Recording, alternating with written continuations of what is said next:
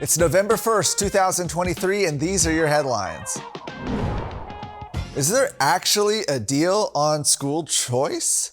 Okay, so yesterday, if you watched the show, at the end we talked about a supposed deal that Governor Greg Abbott says he has made with House Speaker Dade Phelan on school choice. That was an announcement made yesterday, and since then we've seen not a lot of movement, at least so far as we're recording this right now, on the actual specific details of what that actual bill looks like. The bill has not been filed as we record this right now. Supposedly it will be filed later today.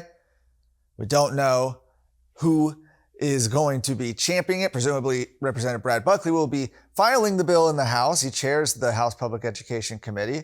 But there's a lot of questions, and most notably the question is, what is different this time that could get this legislation across the finish line when other school choice proposals have constantly failed?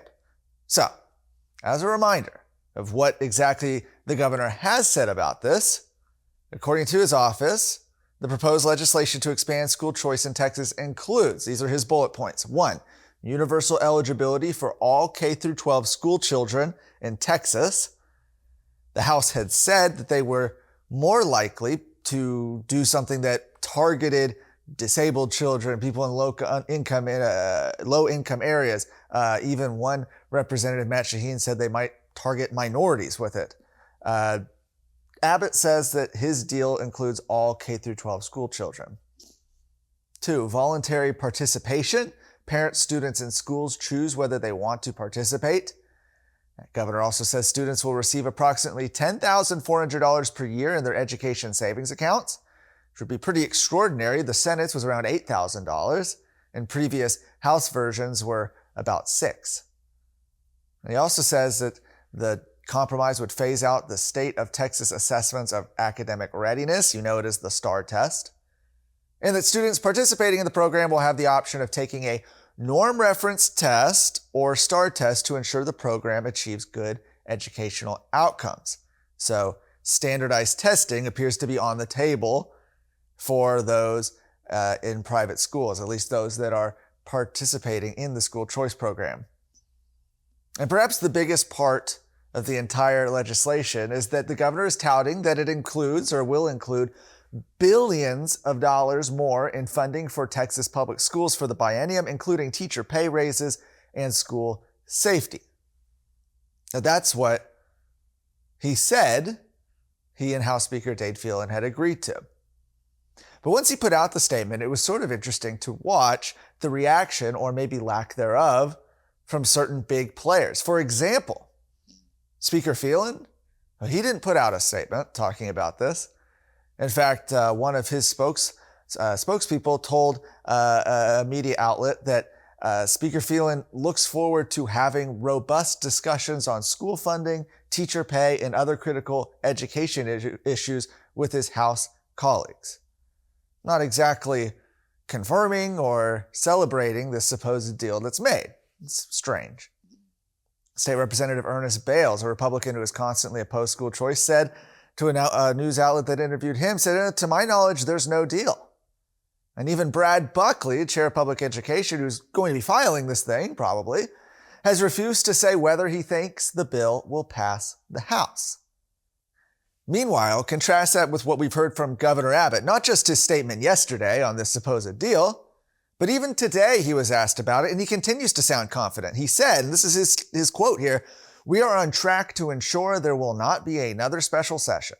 There is enough time to get everything done that we want to get done, that needs to get done, to avoid a special session. I think that it will be embraced because so many legislators will have so many wins in the bill that will be coming out today. I think that we are on a timetable where we should be able to conclude everything that needs to be achieved for this special session."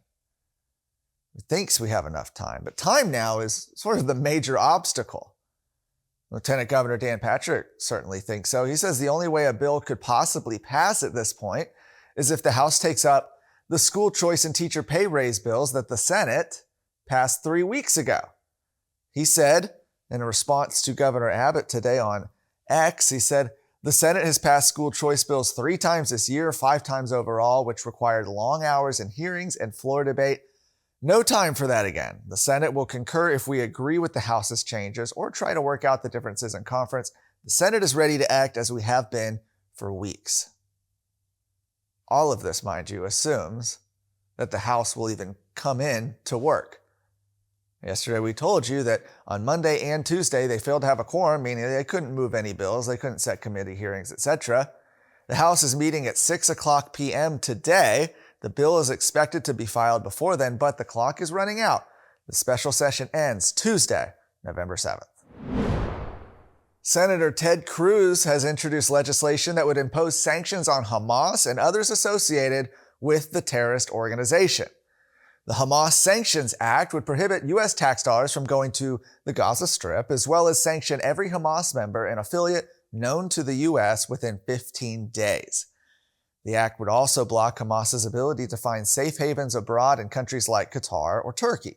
It would impose sanctions on hotels, landlords, banks, and similar businesses in allied countries that provide services to Hamas leaders.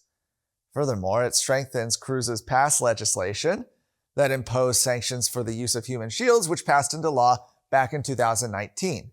This act would renew the 2019 legislation that is set to expire. It also sanctions Hamas affiliate Palestine Islamic Jihad.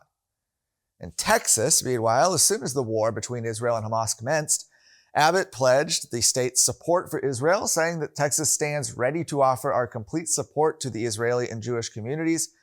He also issued an executive order preventing every state agency from purchasing goods produced in or exported from the Gaza Strip and from any organization or state actor with ties to Hamas.